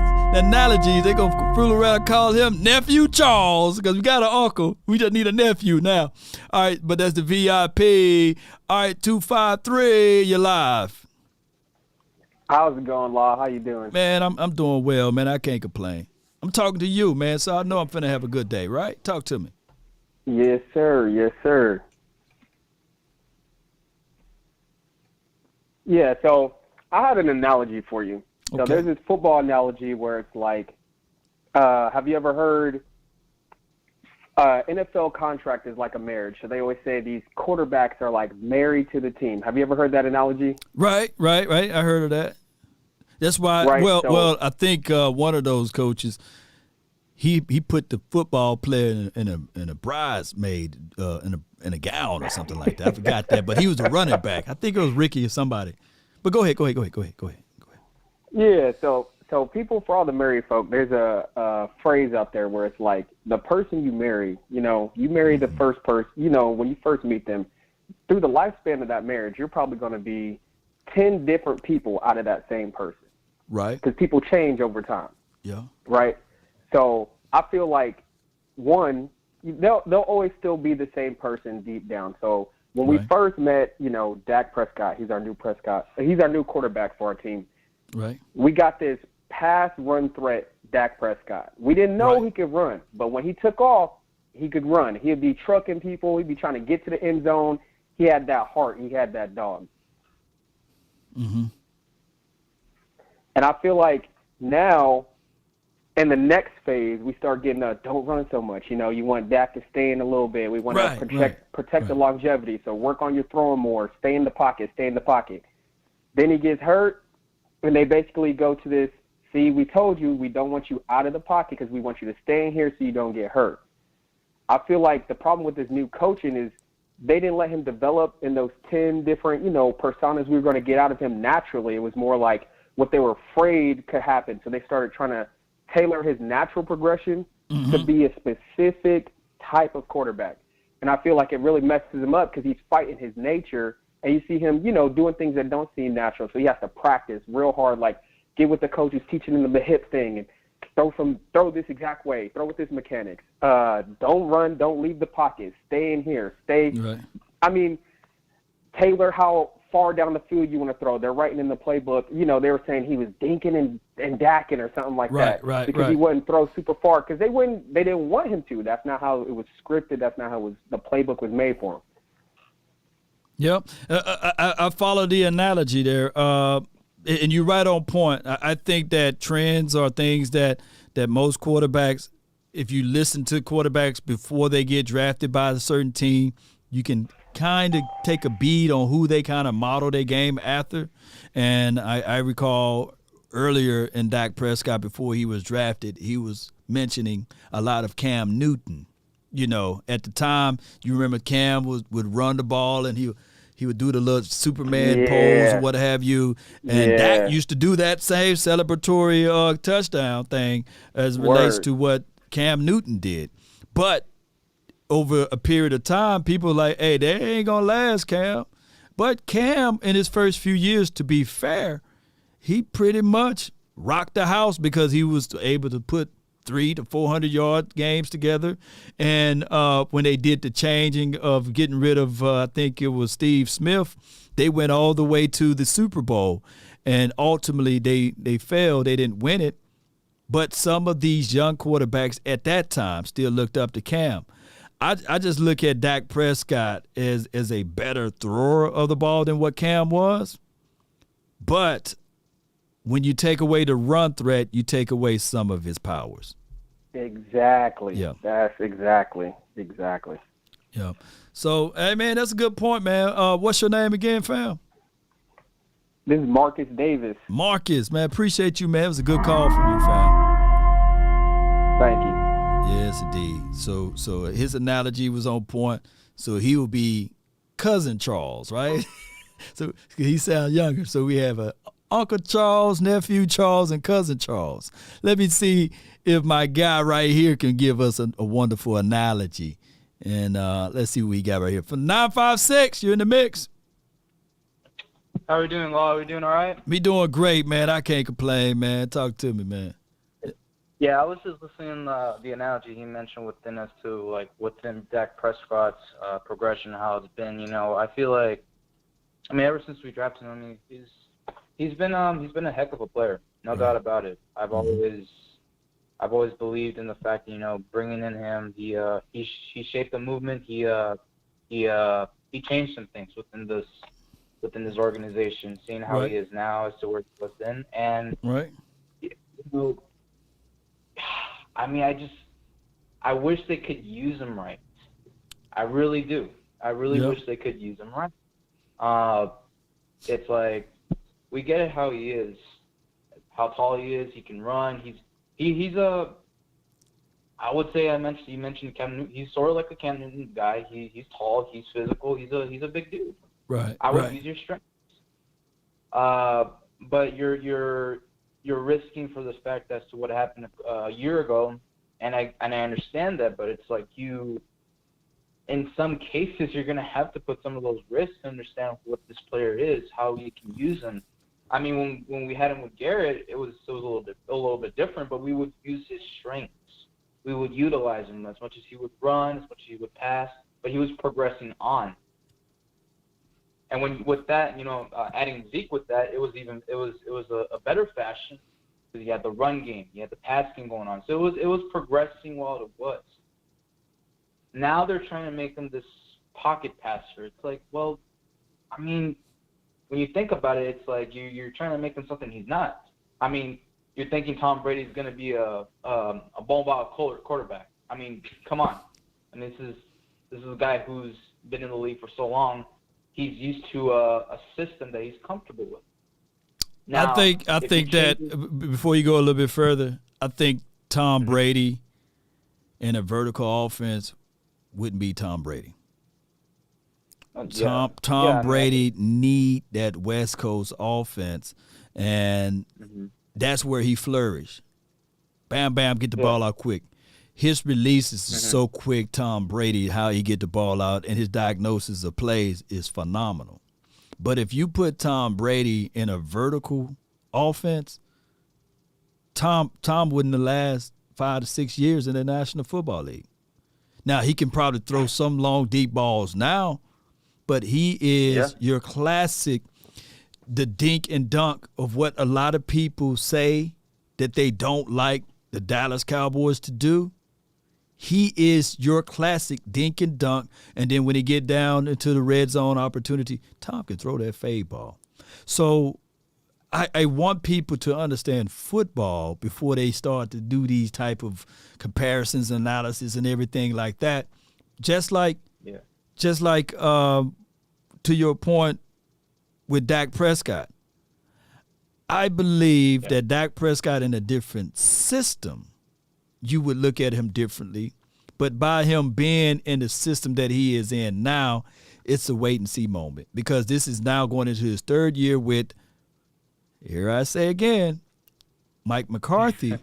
But this is also plays that's being called from the young Kellen Moore, who is a collector of plays. There's no scheme or no rhythm to it. They will line up in pro set, and then all of a sudden you see the eye, then you see the shotgun. It's just no rhyme or reasons to why they attack. They just use a handful of plays, and they put a quarterback out there and say, hey, go make it happen. But go ahead. So here's another question. Within Kellen Moore's case, knowing that he is, I believe he's a great offensive coordinator as to where he comes from within his scheming. Do you think in some cases that he could still, in a way, manufacture, or maybe even, I don't know, make a way to, I guess, I wouldn't say, well, not risk it, but more like show out something else that we've never seen before? Do you feel like, it's like holding back within the system? Or should he, trust Dak within these certain situations? Because I feel like, within these plays that we see, you mentioned shotgun, I-form, all these different types of formations. It's like, he's been used to it these past 3 years. Right. But it's like, do you feel like some of these things are being held back within some sort of case?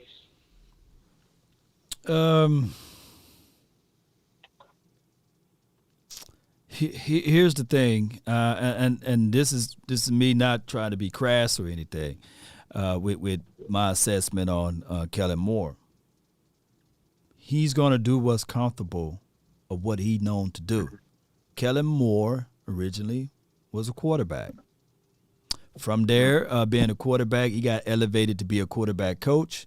And then from there, he went to a quarterback coach to an offensive coordinator. I think that when in trouble, he's going to do what's comfortable for what he knows. And when you try to say, well, running the ball is more efficient, a balanced attack, give me 25 carries, let's teeter Dak Prescott down to 22 to 24, 25 attempts of throwing the ball. That's not his cup. Kellen Moore cup will be, I can sling the ball all around the field, and I'm going to do what's best in that regards. So regardless of how we look at it, that's why when we look back at this offense, we see variations of Jason Garrett and Scott Linehan, because he's going to do what he's comfortable doing, and that's falling back to what his father taught him. And I'm just speaking that in an analogy sake. He's going to fall back. Yeah. That's why we see the same thing for the last 10 to 12 years. It's the same offense.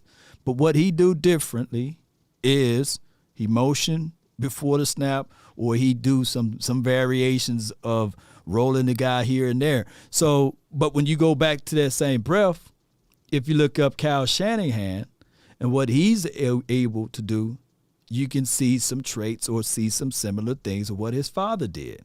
And that's running the ball, and it don't matter if it's Elijah that's running the ball, or if it's all of a sudden you hear breaking news that the 49ers done picked up Law Nation.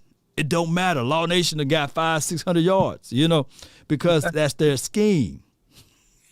If I can make that thing up. But you get what I'm saying, fam. No. Yeah, no, I definitely agree. I understand completely within that.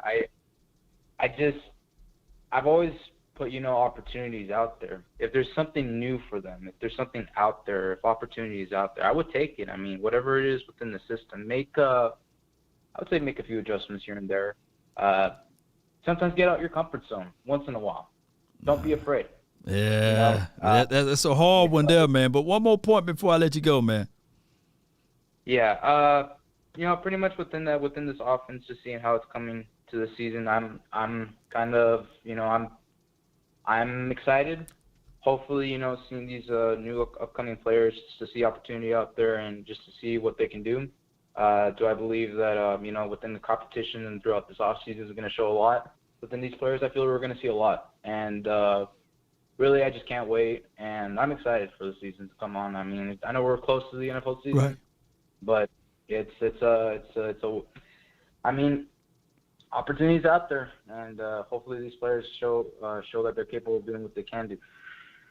I appreciate you, man. Thank you so much, DT, man. Thank you for calling in. You take care, brother. Thank you. I got David, man. He always got some good stuff, man. But this my thing, though, before you guys say, well, Law is bashing Kellen Moore.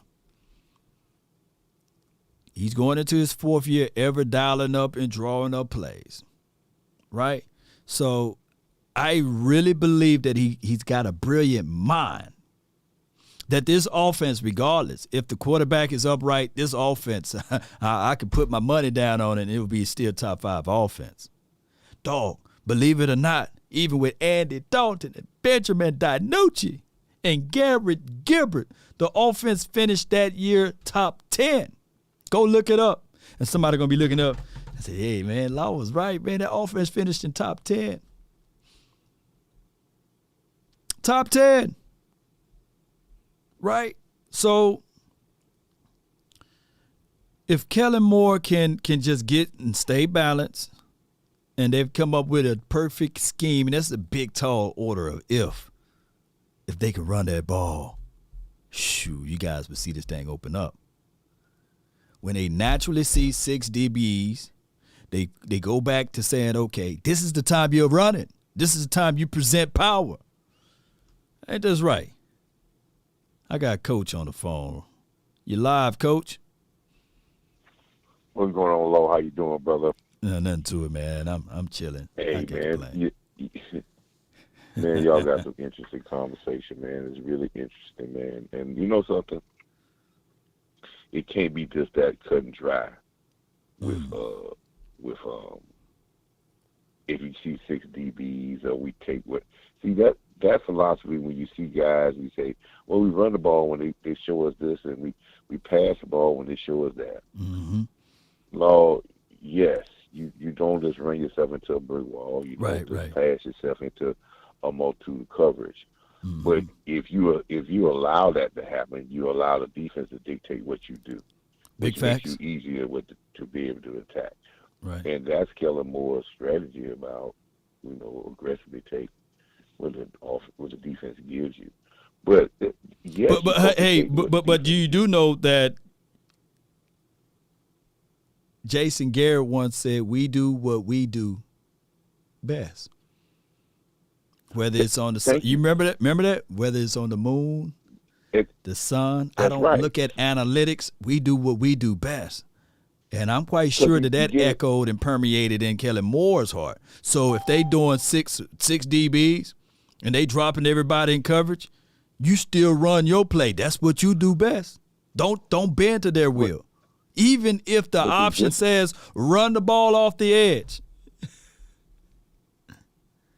But Kellen Moore got it confused about what do you do well. See, right. These are the things that I'll put it like this. Mm-hmm. Well, when you first started doing YouTube. Right. Then you work for who was the guy that you probably started out with, a person or group you started out with that was in this game probably a little longer than you and got you started? Oh yeah, Shango. I give all credit to my guy Shango. That's my guy, man. That's something. Mm-hmm. You see most pastors in church, when they go to church, they don't just become pastors. They have what we call mentors. Right. And as we talked about Kellen Moore, we talked about one thing, and Dan Quinn had an interview the other day. That interview that you did with Dan Quinn, and in the interview, they asked him about who taught him about evaluating guys and getting them to use and their talent, and he talked about his mentorship. Right. Mentors in Seattle and other guys in the coaching profession in the NFL that was mentors to them. When we look at Kellen Moore as a coach, who is his mentors? Now, I can understand you can say, well, yeah, when he played under, so no, I'm not. That's the difference. Right. As a coach, who is his mentors? Because he spent 1 year on Scott Lindham as a offensive coordinator. He was a quarterback coach. And that's it. That was he it. went to be an offensive coordinator. Yeah, he took his job. So there was no mentor. He is a young buck that has no mentorship. And he needs mentorship because if you don't have mentorship and you start having success and people start patting you on your back, sometimes you don't think you need anybody to tell you anything. Big facts. And you can run yourself into a course where now the NFL figures you out. And yes, I can't snap my fingers and say this offense as it is going to be. Oh, it's going to be a top 10 offense. Mm-hmm. There's going to be if you don't change this offense or you get some more thinking, it's going to regress because defenses are going to figure you out. And this is the other point. Talk to me, man. While we waiting for this Kellen Moore to grow up into the offensive coordinator that this team needs to get through tough games and over the hump, he may lose the confidence in the offensive players, which I think he lost the confidence in the offensive players because they felt that he was not utilizing their skills. Get him. And if he loses the confidence blow, nothing he'll do will work. And that's just facts about people. Once you lose their confidence, you could change it, but it's still not going to trust you. You're right. And see, the trust factor for Dan, listen, Dan Quinn, when we talk about players that run through the wall, a brick wall, they trust that Dan Quinn going to put them in the best place to utilize their skills. Mm-hmm. When you talk about Kellen Moore, when you start having people like Mari Cooper says in his interview, I knew in the week that I wasn't going to get a lot of passes. Mm-hmm. When you have players, now they're talking about C.D. Lamb. When you have these guys were close. When you see the confusion, the hold and this seem like this out of sync, that means there is a disconnect, not with this play calling, but there's a disconnect of, do we really believe in what you're doing? Mm-hmm. Because if you believe in what you're doing, even in the Savage, let's take the defense for instance in the playoff game. Get it, Coach. They had a rough first quarter. They seemed like they was in disarray. Right. But the belief in their system, San Francisco wouldn't have scored in the second half when we had the interception. No doubt. No doubt. So they was able to correct themselves because they believe in what they were doing and they believe in the philosophy.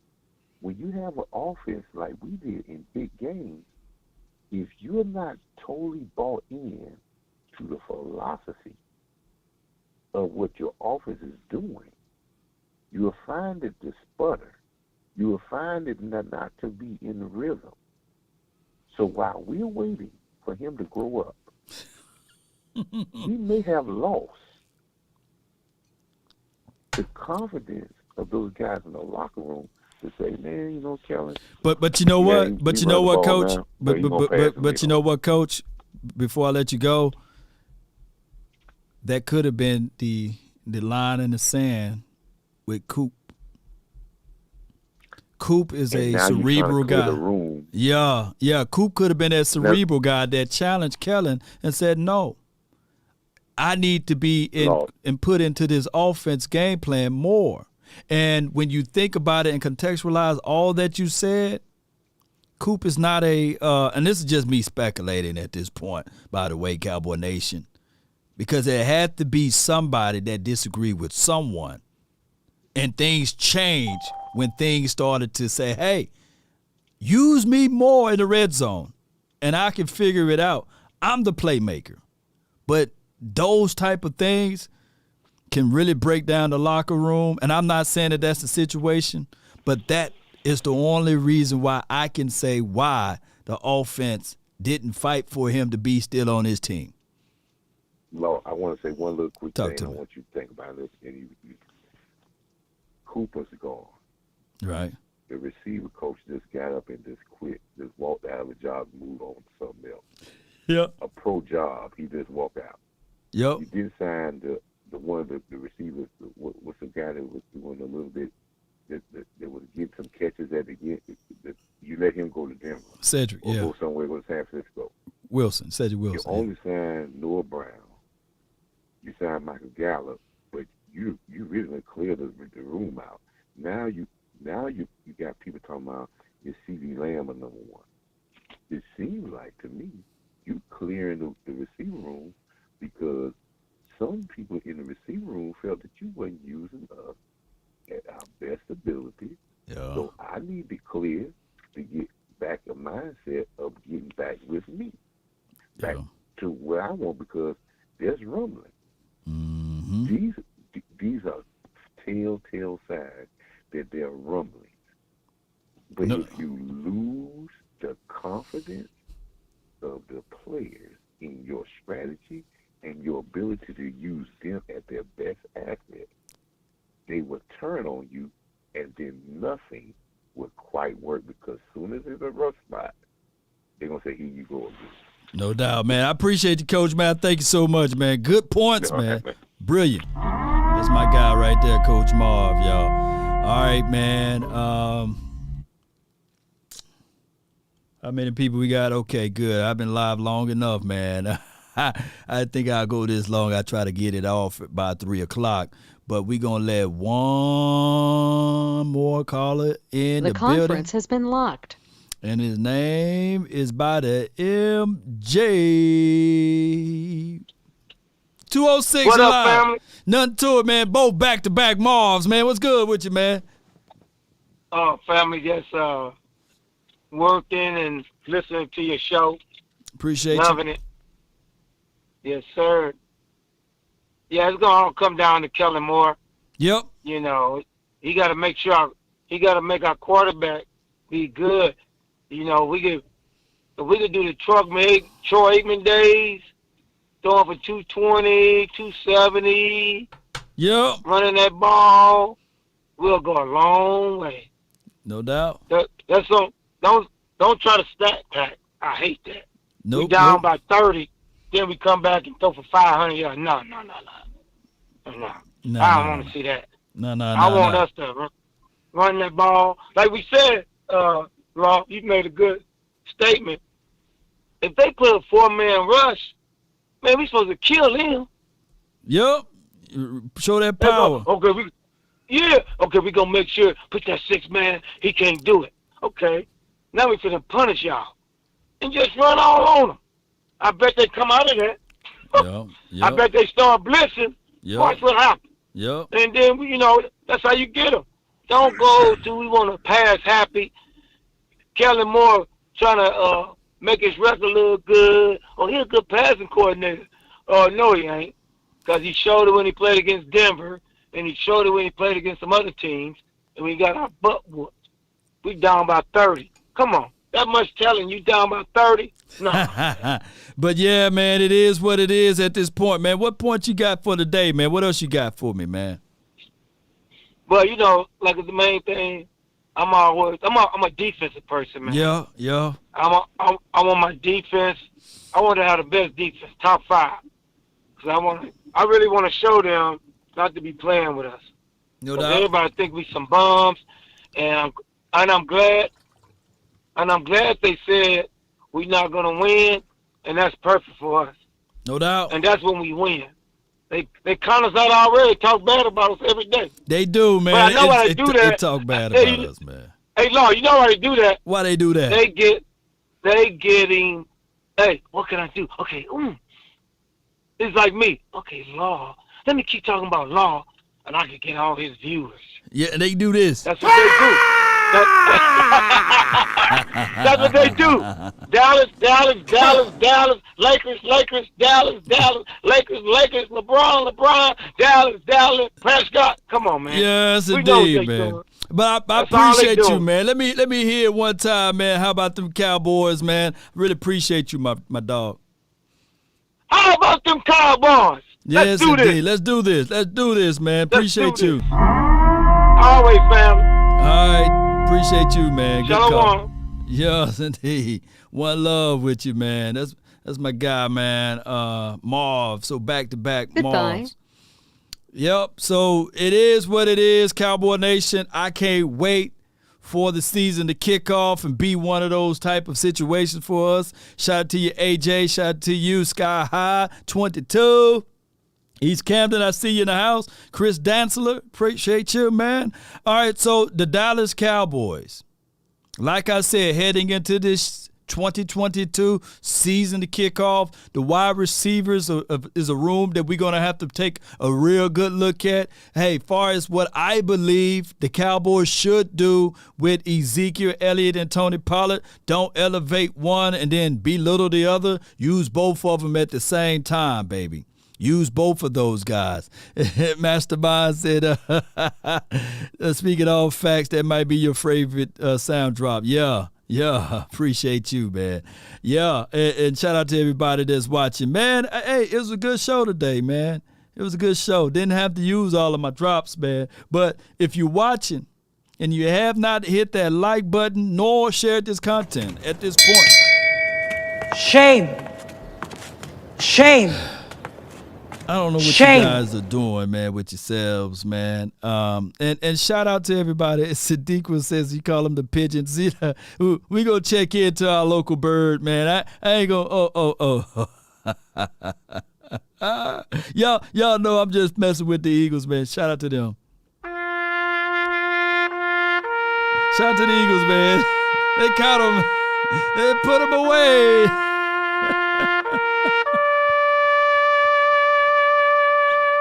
Oh, my gosh, man. I hope all is well with those birds, man. Y'all see it? Y'all see that bird right there?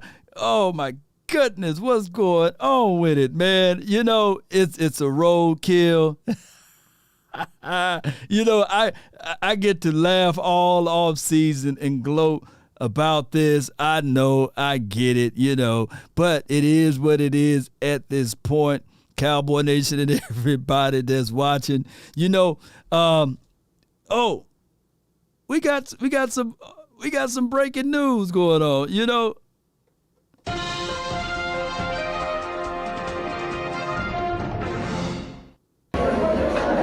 I love my Eagles. I don't believe it. You gonna flap the hat one more time for the Eagles for the hard fight they did?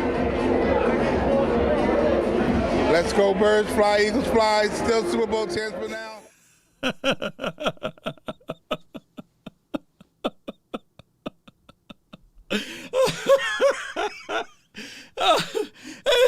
That reporter, man. Oh, man, why that reporter do that, man, like that, man? Why that reporter did...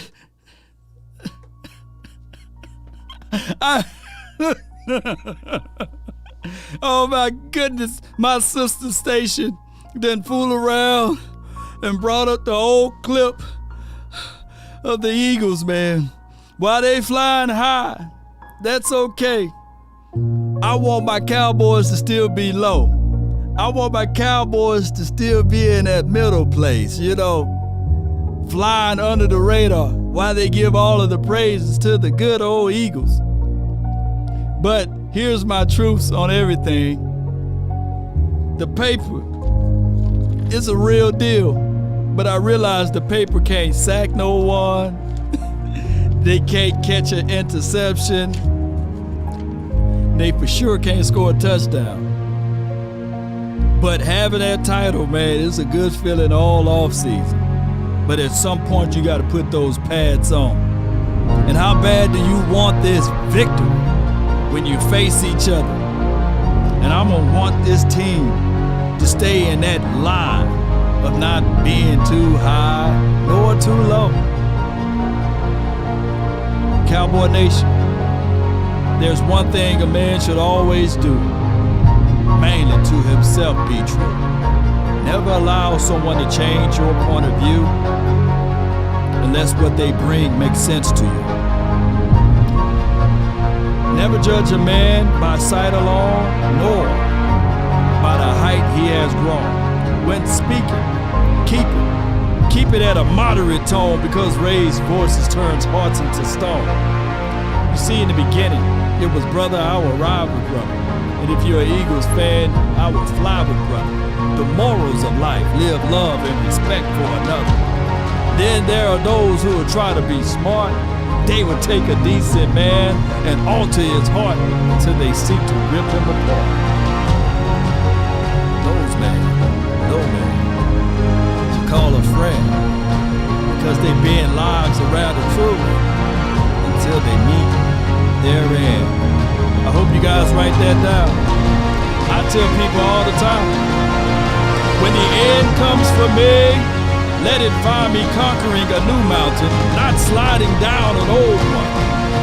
I want to continue to find other ways to remain on top. Because we never drop, baby. That's been my time. I really thank you all for yours. And remember, you're listening to nothing but the best. We about. The dude said, she said, then you still can make it flap. Why would she do the man like that? Why would she do that man like that? She said, we answered. I talked stuff. I thought we had it. But it goes to show you who's the better team. And I'm sticking Cowboys. You're crying. I'm hurt. Hey, I just got to show y'all this man's face, man. Oh, my gosh, man. Look at that man's face, man. Why did you say, what did we why? We hurt? You're crying. You crying? I'm hurt. I love my Eagles. I don't believe it. You gonna flap the hat one more time for the Eagles? Go clap it one time. One more time. Let's go Birds fly, Eagles fly. Still Super Bowl champions. Oh my gosh, turn me up. Photo, please, no photos, no, G's, no, come on, baby. I keep giving game away. I put game on layaway. I got paid to play today. I get paid to stay away. I get paid on rainy days. I might make it rain today.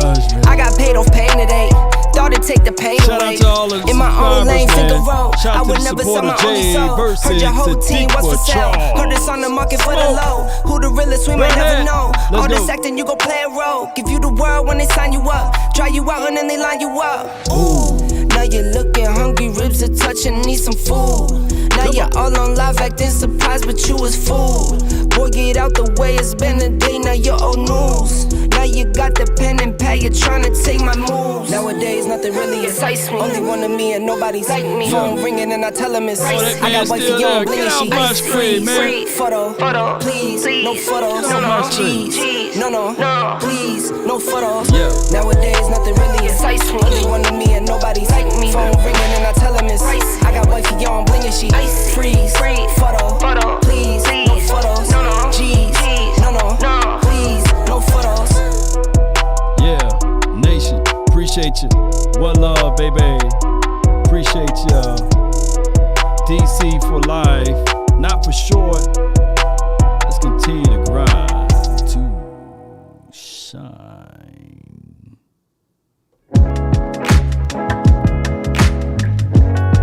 Mellow out just a little bit. Let me see some blue hearts in the chat. If you're an Eagles fan, let me see some green hearts. And if you are a Washington team, you can put your heart out there. And the Giants. Y'all don't own the blue. We do. Take a drag of my cigarette. Breathe me out. Breathe you in. Yeah. Take a bite of my burger. Come on. DJ Long Time for your mom.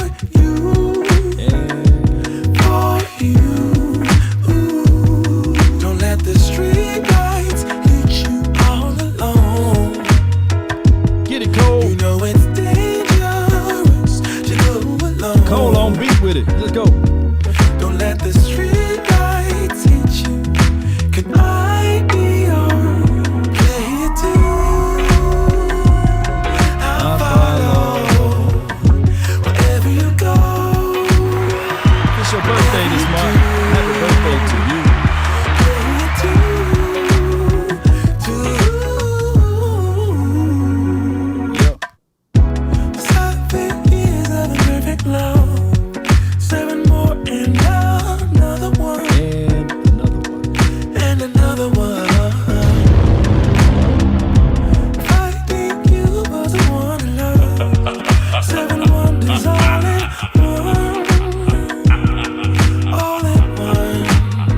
Tell them, baby. Don't let the street lights hit you all alone. You know it's dangerous to go alone. Don't let the street lights hit you. Can I be your play too? I'll follow wherever you go, whatever you do. Come on, baby.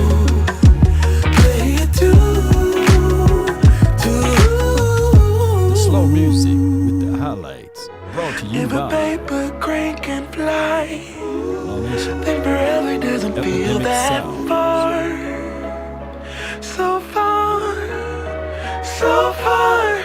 If a paper crane can fly, then forever doesn't feel that far. So far, so far. If a paper crane can fly, fly on, fly on, fly on, fly on, fly on. That's a good sound right there, man. Them boys was on it, man. You ain't lying. Appreciate all of the blue hearts. Let's go. Shout out to the Laws. Shout out to you. And when things are Cuban really tough and boy. really rough and nothing's working, but there's something inside of you that says, I just have to follow that. Because you don't know who you're going to meet, who you're going to meet, who you're going to meet. Oh, you think darkness is your ally. Well, what I'm saying is that there are known knowns and that there are known unknowns, but there's also unknown unknowns. Things we don't know that we don't know. So you understand the words I'm saying to you. Simply because you don't have evidence that something does exist does not mean that you have evidence that something doesn't exist. It's Mr. Nasty Kind. It's Mr. Nasty Kind. Well, we're going to have to do this, but settle down just a little bit. You really adopted the dark. I was born in it. Because you don't know who you're going to meet, who you're going to meet. When you play for rain, you got to deal with the mud, too.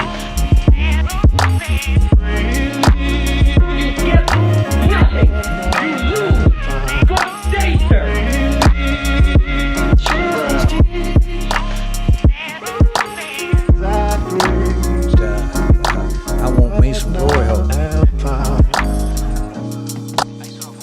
One love, nation. We up out. Peace.